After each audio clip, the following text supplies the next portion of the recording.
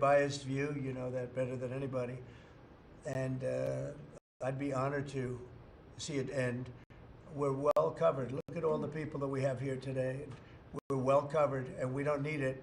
And it's a waste of money, especially. I don't even know what Doge's recommendation is. I assume their recommendation is to close them up. Well, after they hear all the testimony, I think they're going to make a decision relatively sooner than later. Yeah. But we'll see what that turns out. I can't imagine that they wouldn't, because they have found so much waste, fraud, and abuse, hundreds of billions of dollars, and just waste, fraud, abuse. You heard yesterday some of the new things that were found. 22 billion just in environment, billion. You know, if you had 22 million, Warren, it would be nice, but 22 billion put into environmental accounts. One was 2 billion into one account, Stacey Abrams, where they had $100 in the account. And just before I came in, they put $2 billion.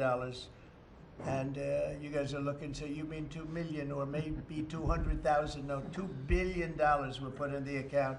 What do you think of that, Mike? Do you think that's a straight deal, 2 billion? Just write me the check, Mr. President. I'll take it with me to Israel. It's a horrible thing, and we have so many of those things. So they've done an incredible job, and the country wants to hear it. I think Doge is actually very popular because of what's happening. They're hearing about all of these scams and for big money, tremendous amount. And when you add it up, just hundreds of billions of dollars being wasted, and much of it's fraud. You know, we talk about waste. And it is waste and abuse, but a lot of it's fraud too. Yeah, go ahead, Brian. I just want to follow up on that. If Planned Parenthood is defunded, would you look into the harvesting of baby organs that they've done throughout the years, and maybe go after some criminal prosecution on that? Well, I think you're talking about a subject that is a heated subject. And we'll look into it. We're going to look into everything, but that's certainly a subject that's been debated for a long time, and we will look into it. Yeah. Mr. President, some senators have expressed hope that the White House will support a rescission package to codify some of the Doge cuts into law. Where does the White House stand on that? And are you making progress on that? Which package?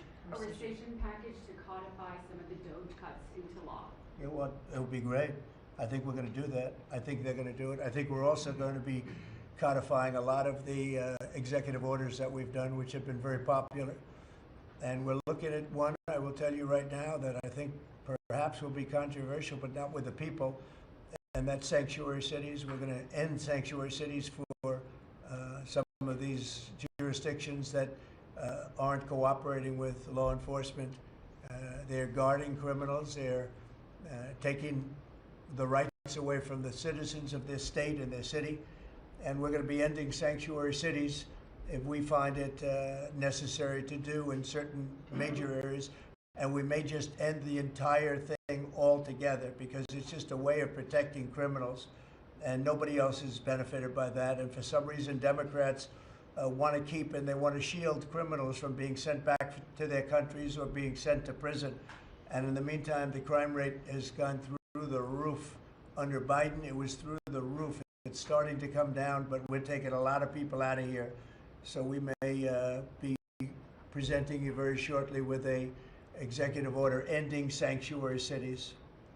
Mr. President, are you going to change any of the practices that your national security officials used after a reporter was inadvertently added to a group chat about attacks on Yemen?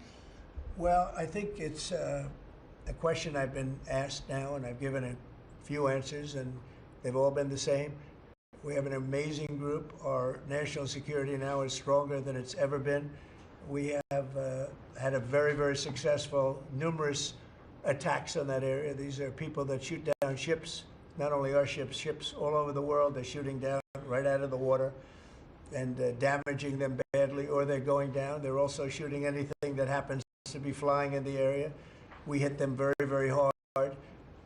There was no classified information, as I understand it. They used a app, if you want to call it an app, that a lot of people use, a lot of people in government use, a lot of people in the media use. And I think I'll ask Mike. Mike is here. Do you want to respond to that, please? Yes, Mr. President. You asked about lessons. I think there's a lot of journalists in this city who have made big names for themselves, making up lies about this president, whether it's the Russia hoax or making up lies about Gold Star families. And this one in particular, I've never met, don't know, never communicated with, and we are looking into and reviewing how the heck he got into this room. But I'll tell you what, the world owes President Trump a favor. Under Biden, global shipping was shut down. Pinprick attacks, months between them, our destroyers being fired upon dozens of times. President Trump took decisive action with his national security team, took out the head missileer, knocked out missiles, knocked out headquarters, knocked out communication sites. And for once, as we hear, as you all hear from every one of our allies, thank God for American leadership again. Thank God for American strength. You're welcome, world. And look, we had a national security team that was coordinating these efforts. As Director Radcliffe testified today, his first day on the job, he was introduced to this app on his government systems at the CIA and at the State Department and otherwise. So, look, this journalist, Mr. President, wants the world talking about more hoaxes and this kind of nonsense rather than the freedom that you're enabling. And a key part of our sovereignty is open sea lanes and knocking the crap out of terrorists, which is exactly what your team and Pete Hegseth, a good friend and fellow veteran, is leading the charge on. And it's an honor to be part of it. We had a very, very successful evening. And we've had numerous successful evenings and days in that area. The Houthis are absolutely on the run. The worst of them has been killed. This should have been done a long time ago by Biden, but Biden was an incompetent president. He couldn't do anything. He didn't know where he was going. He had no clue. This guy had no clue. This should have been done a long time ago, as they shoot missiles at ships, randomly shoot missiles at ships. And they make their own missiles. You know, this is not an incompetent group of people. They make their own missiles. They get the missiles also from Iran. It's an offshoot of Iran, another offshoot. You have Hamas, you have Hezbollah, you have the Houthis. You got a lot of stuff going on with Iran. And we sent a letter to Iran. You're going to have to be speaking to us one way or the other pretty soon, because we can't let this happen. But that's an app that a lot of people use. And somebody got on. I mean, happened to know the guy's a total sleazebag. The Atlantic is a failed magazine. Does very, very poorly. Nobody gives a damn about it. This gives it a little bit of a shot. And I will tell you this, that they've made up more stories, and they're just a failing magazine. The public understands that. He's a very good man. That man is a very good man right there that you criticize so strongly. He's a very good man, and he will continue to do a good job. In addition to him, we had very good people in that meeting, and those people have done a very, very effective job, and you're going to see it. And it goes on, by the way. It's going to go on. And I think the Houthis wish that it didn't happen, but that's what it's all about. We have to create a safe country, a safe world, and that's what we're doing. Do you think national security was put at risk, Mr. President, of senior officials using Signal Do I moving plan to forward? ban who? The use of Signal to communicate from senior officials. Well, I don't know especially when it this, comes I don't to know anything about Signal. I wasn't involved in this, but I just heard about it. And I hear it's used by a lot of groups. It's used by the media a lot.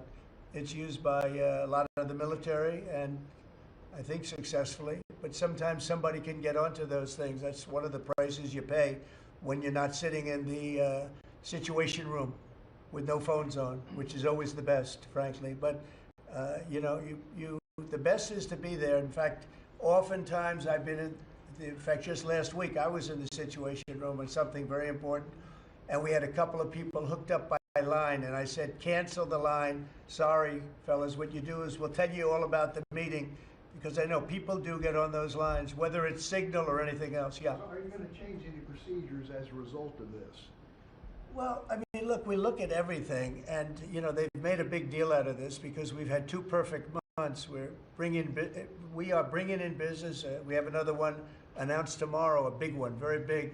Like in the history of our country, nobody's ever seen anything like it. And I think probably a lot of people are saying they started by saying it was the greatest first month that a president has ever had, and I think that's true. and now they say it's the best second month, and they had to find something. And this certainly will look at this, but the main thing was nothing happened. The attack was totally successful. It was, I guess, from what I understand, took place during, and it wasn't classified information. So this was not classified. Now, if it's classified information, it's probably a little bit different. But I always say you have to learn from every experience. I think it was very unfair the way they attacked Michael. He's a good person.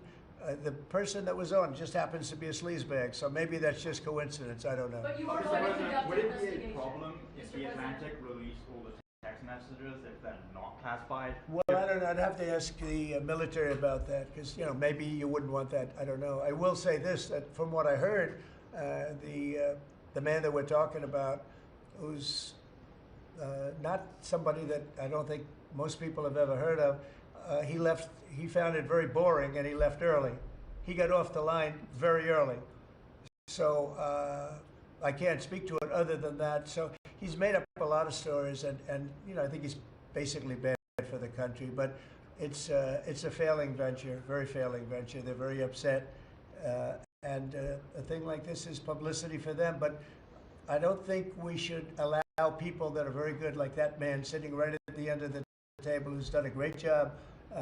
We shouldn't allow them to be hurt by it. Mr. President, can I follow up on that? Yeah, go ahead. Are you saying you're okay with the continued use of Signal by administration officials? No, that's not what I said. I said we'll look into it, but everybody else seems to be using it. It seems to be the #1 used device or app, whatever you want to call it, and we will certainly look. If it was up to me, everybody would be sitting in a room together. The room would have solid lead walls and a lead ceiling and a lead floor, but life doesn't always let you do that. In the meantime, the attack itself that we were talking about and discussing has been an unbelievable success. But you will conduct an investigation, is what you're saying into this. We'll look into it, sure. Mr. President, I would look into it, sure. I want to look Is that into the FBI? anything like that. I would ask them. It's not really an FBI thing. It's really something having to do with security. Security, like, will somebody be able to break in? Are people able to break into conversations? And if that's true, we're going to have to find some other form of device. And I think that's something that we may have to do. Some people like Signal very much. Other people probably don't. But we'll look into it. I think, Michael, I've asked you to immediately study that and find out. If people are able to break into a system, now in this case it wasn't that this attack was going on and nobody found out anything. And again, the person that was on, as I understand it, he left very early because he didn't find it very exciting. But I think it's something you should look into. Yes, sir, we are. We have our technical experts looking at it. We have our legal teams looking at it. And of course, we're going to keep everything as secure as possible. No one in your national security team would ever put anyone in danger. And as you've said, and we've repeatedly said, the attack was phenomenal and it's ongoing. But the media wants to talk about everything else except for the hostages you're getting out of the Middle East, Iran on its back foot, sea lanes getting reopened, peace in Europe. As we just saw today with a Black Sea ceasefire, we were just on with Steve Witkoff, myself, our team in Saudi Arabia. They want to talk about all this other stuff except for your amazing successes and the successes of your team. One of the other things, and sometimes you have to move very quickly, and there are other devices that are very good, but they are very, very cumbersome, and you're not able to use them and from a practical standpoint. So all we can do is find out the best we have with modern technology. They'll probably get better over the years. Yeah, go ahead. Sir, on the Black Sea, so the Kremlin has said that there were several conditions that would need to be met for this agreement to happen. This includes sanction relief for banks and some companies. Did the U.S. agree to all of those conditions that they laid out? They will be looking at them, and we're thinking about all of them right now. There are about 5 or 6 conditions. We're looking at all of them. Okay. The White House has said that it's looking into how a journalist got added to that Signal chat. Is it possible that there could be a firing of even a lower or mid-level official once that person is identified? About what? About the Signal chat that we've been discussing. We've pretty much looked into it. It's pretty simple, to be honest. It's not It's just something that can happen. It can happen. You can even prepare for it. It can happen. Sometimes people are hooked in and you don't know they're hooked in. They're hooked into your line and they don't even mean bad by it. But it's not a perfect technology. There is no perfect technology. The really good ones are very cumbersome, very hard to access. And I think we're going to look at, we always want to use the best technology. This was the best technology for the moment. But again, it wasn't classified, so they probably viewed it as being something that wasn't that important. And it obviously, with the attack being, I mean, I don't know if it's been read out to you yet, but that attack was a tremendous success for the U.S., a tremendous success. Who said the information, Go ahead, was please. not classified? Do you think that Mike Waltz made a mistake, and does he need to apologize? No, I don't think he should apologize. I think he's doing his best.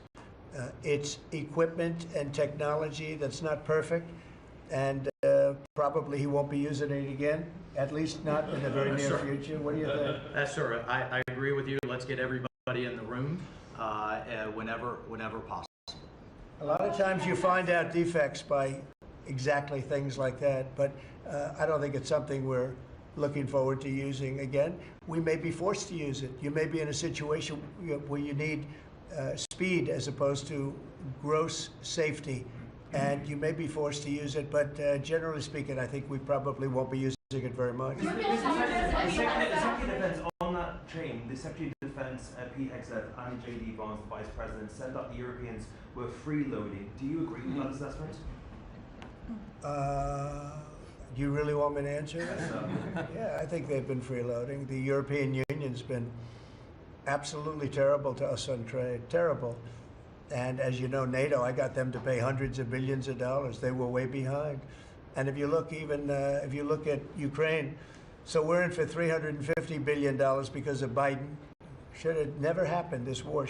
All these dead people should not be dead. All these broken cities that are demolished down to the ground, those gorgeous towers, the most beautiful in the world, the most beautiful spires in the world. The spires in Ukraine were said to be the most beautiful of all. Just about every one of them is lying on its side in a million pieces. It's so sad to see what's happened to a heritage. No, I think that, when they say the European Union and you could say NATO also, look, NATO, and I don't blame NATO for this. I don't blame Europe for this. I blame Biden for the fact that he didn't make them equalize. And to this day, I said to him, you got to catch up, you got to equalize. But why are they in for $100 billion and we're in for possibly $350 billion? It shouldn't be. It shouldn't be. And you could say more important for them because we have an ocean in between. So, you know, it's one of those things. You'll be seeing Liberation Day. I call it Liberation Day in America. You're going to be seeing on April 2nd. Didn't want to do it on April 1st for the obvious reason, April 2nd. But you'll be seeing tariffs. And I think I've been very fair. I have them set. But I think I've been very fair to countries that have really abused us economically for many, many decades. Mr. President, that information was not classified. Another Which of question? your national Please, security go ahead. advisors Just following up on your comments on the economy, there is reporting that consumer confidence fell for the fourth straight month. What is your message to Americans who are concerned about I know this, terrorism? for the first time in like 50 years, right track, wrong track, we were on the right track. And I think people see that. And if you look at prices, prices are way down. You know, when I first came here, the first time I met with you people officially, they were screaming at me about eggs. I said, I've been here for a week and I'm being yelled at about eggs. Egg prices have come down 45, 50% in the last week and a half. And our Secretary of Agriculture has done a great job. As you know, Brooke, she's done a fantastic job, and others working with her have done a great job. But we brought eggs down at a level that nobody thought we could get at. I inherited that situation, and I inherited a grocery situation. The groceries went way up, an old-fashioned word, but it's a very descriptive word. Groceries have gone through the roof. And I used to campaign on it. I used to say we're going to get groceries down, and we have got it down. I watched a certain newscast over the weekend, and a congressman, Democrat congressman, said, well, Trump's done a lot. I agree. He's been great on the border. He's been great on the military. But, you know, he hasn't brought prices down. That's false. Gasoline's way down. Eggs are way down. Groceries are down very substantially, but down. Almost everything's down. Now, I'd like to see interest rates come down a little bit. And you're going to see billions of dollars, even trillions of dollars coming into our country very soon in the form of tariffs, because we were abused by presidents that, frankly, in all fairness, it wasn't their expertise, but they had no idea what they were doing. Mr. President, you say tariffs will create more jobs here in America. Oh, So yeah, sure. which It'll- states, which it'll states be- you, It'll create a lot of money and more jobs. But if you look, so in the last, these gentlemen would know about it, and ladies, because some of the ladies are great businessmen in this room that are becoming ambassadors. Great, really great, top of the line. When you look at the number of companies that have said, like, we're close to, I would say close to $4 trillion. We never had numbers like that. The #1 chip maker in the world from Taiwan coming in with $200 billion. We have Apple. Look at Apple. $500 billion. $500 billion. They're going to build plants all over the United States. They were all being built in China. You have many, many companies, and maybe above all, you have the car companies coming in at levels that nobody's ever seen before. We have Honda is opening up one of the biggest plants in the world in Indiana, and many car companies are coming in. We have AI. We're leading China by a lot in AI, and we're going to keep it that way because we've made it very good for them, and we're going to protect them once a year. We'll protect them through taxes, through incentives, and also through tariffs. Thank you very much, everybody. Thank you very much. Thank you.